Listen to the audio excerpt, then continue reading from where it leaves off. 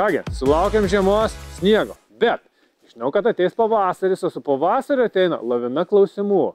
Sauliau turi pajuodusią, blogai atrodančią terasą, ką man su ją daryti. Iš principo, ar renovuoti, ar vis dėlto keisti. Didžiąją daugumą mano atsakymas būna keistą terasą, daryk naują, nes neverta. Bet šių namų šeimininkai man uždavė lygiai tokį patį klausimą. Sauliau, aš turiu terasą. Viena ant žemės, dvi ant stogo. Ką man daryti? Apžiūrėjau, mes turim Masarandubą, amerikietį, kietmedį, kurio tarnavimas 50 metų trukmės ir tai yra nykstantis resursas žemėje. Atrodo pakankamai neblogai. Čia mano atsakymas buvo renovuoti. Taigi, bičiuliai, aš jums paruošiau visą ciklą laidų, video apie būtent kietmedžio renovavimą. Bet aš esu terasų įrengimo specialistas. Renovavimas yra truputėlį ne mano sritis. Todėl visoje šitoje istorijoje mane lydės Laurinas. Sveikas gyvas, Laurinai. Sveiki. Laurinas yra Eimostos atstovas ir jisai jau daug metų užsiima terasom, kiek žinau, nuo vaikystės su medžiu. Ir vat aš jo noriu paklausti nuomonės. Mes dabar praeisim per tas terasas. Kaip tu galvoji, ar pritari tą minčiai, kad šitas terasas dar galima atgaivinti?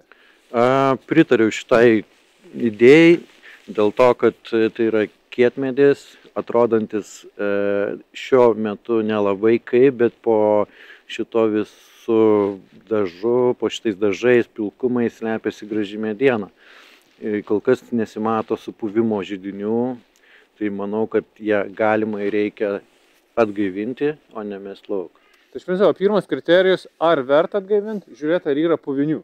Taip. Nėra puvinių, reiškia vienareikšmis, nes čia yra Masarandubą, yra pirmos kategorijos, jos tarnavimo laikas 50 metų, teorinis. Teorinis, jo, priklauso, kur jinai guli ir kaip jinai padaryta, kai vėjas vaikšto po ją ir panašiai. Tai jinai teoriškai gali 50 metų, bet mūsų sąlygom, jeigu jinai išlaikys 20-25, viskas tvarko. Mes čia irgi matysim, praseisim ir tas terasas matysi skirtumą. Čia yra terasa ant žemės, yra ventiliacija gera, bet terasas ant stogo, kurios gauna ir saulės, ir yra prasta ventiliacija, jos atrodo visai kitaip. Taip. Tai čia labai gerai, kad jos yra skirtingos, tai matysis labai stipriai. Apačioje mes turim pakankamai padoriai atrodančią terasą. Ar mes galėtume vietoj šveis dar kažkaip daryti? Jo, jeigu jinai visą stabiliai stovi, varžtai neatsipalaidavę, viskas tvarkoj, galima ją šlifuoti vietoj. Plovimas šiuo atveju nepadėtų, ją reikia šlifuoti dėl to, kad nuimti pigmentą, kad eiti iki gryno medžio ir tada nualyvuoti naują alyvą, kurią išsirinktų klientas pagal spalvą. Bet mums reikėtų gero oro.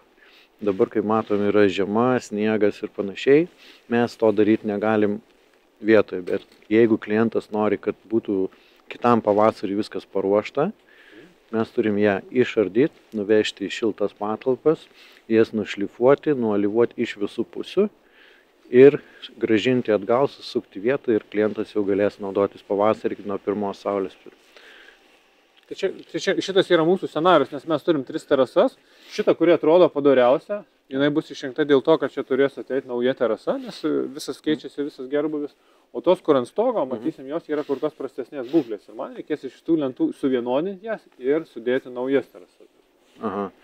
Naujos terasos kažkiek gal ir skirsis nuo šitų, bet alyvavimas tą gali padėti palengvinti suvienodinimui.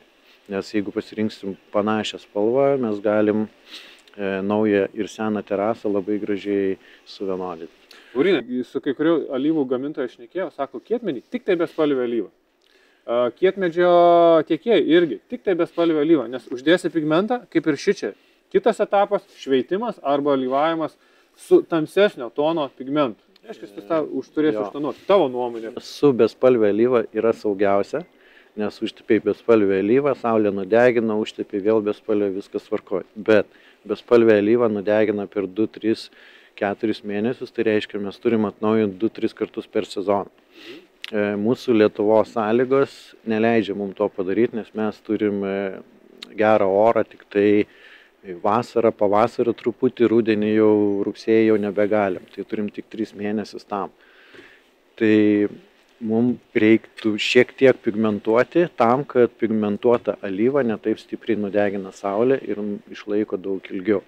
Gerai, bet jeigu mes vienais metais nupigmentavom, tada mes turim kažkokius pagrindinius takus, ten kaip taisyklė bus daugiau numindyti, ne? Kitais metais, jeigu aš vėl tepsiu tą pačią pigmentą. Jeigu klientas mato, kad jau pradeda alyvą nusitrindinėti, tai reiškia pats metas atnaujinti. Tai jeigu mes laiku atnaujinam, tų takelių neturi likti, mes tą pačią alyvą padengiam ir viskas tvarkoja. Jeigu uždelsiam atnaujinimą, tada jo nusinešioja iki medžio, tada reikia tamsinti ir tamsinti ir tamsinti. Aš kaip ir sakau, pasirinkai natūralaus medžio terasą, reiškiasi, tu pasikinkėjai, kaip sako, tam tikrai priežiūrai. Jo, bet tu turi vis tiek jausti malonumą iš to, žinoti, kad tai reikės daryti, bet jeigu tu nori turėti medį, gyvą medį ir gražią terasą ir jaustis ant jo gerai, turi kažkiek investuoti priežiūrą.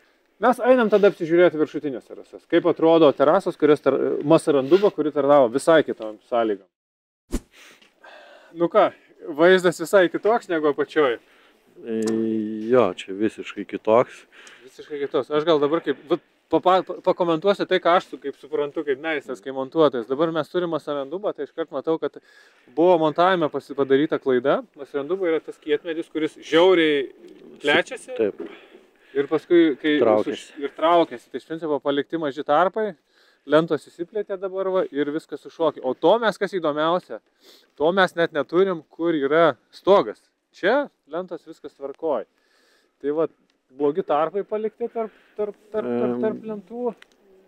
Sąlyginai, aš drįsčiau sakyti, kad blogi tarpai čia įtakoja dar ir kiti blogumai, kurie galbūt slypi po apačio šios terasos. Jo, va šitą vietoj papildysiu, aš kai atvažiavau pirmą kartą su užsakovu, sako, ant viršaus man paliko baseinas. Sakau, kaip suprast?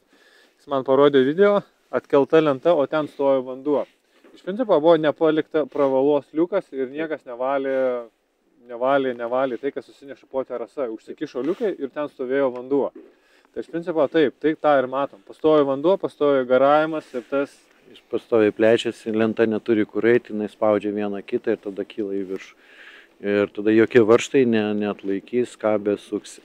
Tai tarpai labai svarbu. Labai svarbu, kad išsivedintų drėgmė iš apačios. Jeigu čia to negalėjo būti, tai tas lentas ir deformavo. Čia vienas iš tų, kai užsakovas sako, man labai dideli tarpai, sumažinkite tą tarpą. Čia kas gali gauti. Su tarpu sumažinti negalima, kiekvienai lentų rūšiai reikia tarpus daryti tokius, kokie privalo būti.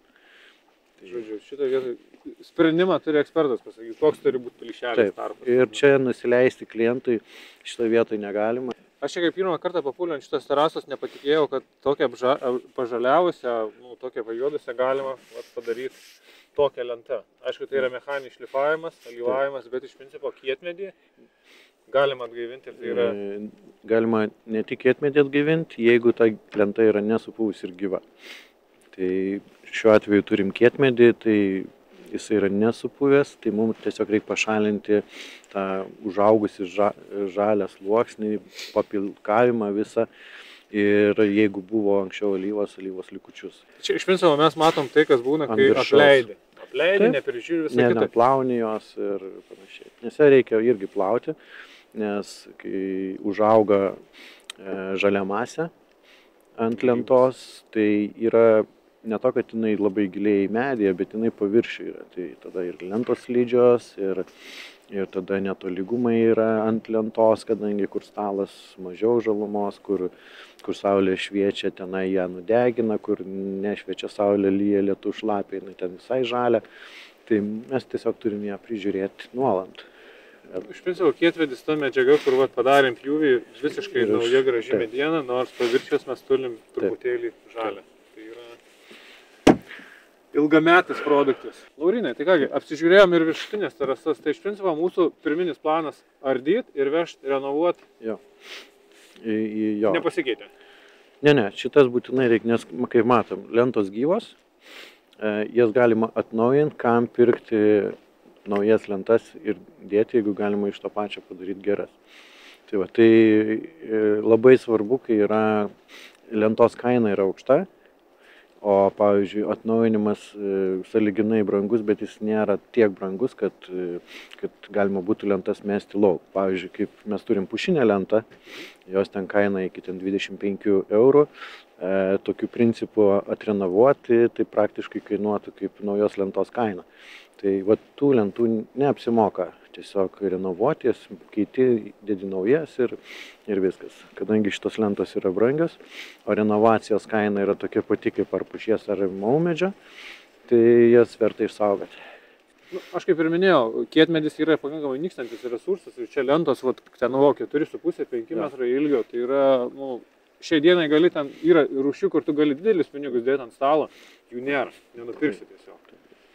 Bet tokie klientai kaip šie ir investuoja į terasą tam, kad žinodami, kad jiem po 10 metų jų nereiks išmesti ir pakeisti. Tai gerai, jos atrodo dabar blogiau, bet jie investuos į atnaujinimą ir jie vėl turės ateinančius metus, 10-15 metų, vėl tą pačią lentą, kurią naudos. Gerai, Lauryna, ačiū labai. Tai dabar nešalam ant kelių ir ardysim viską tada. Gerai, ačiū labai tau.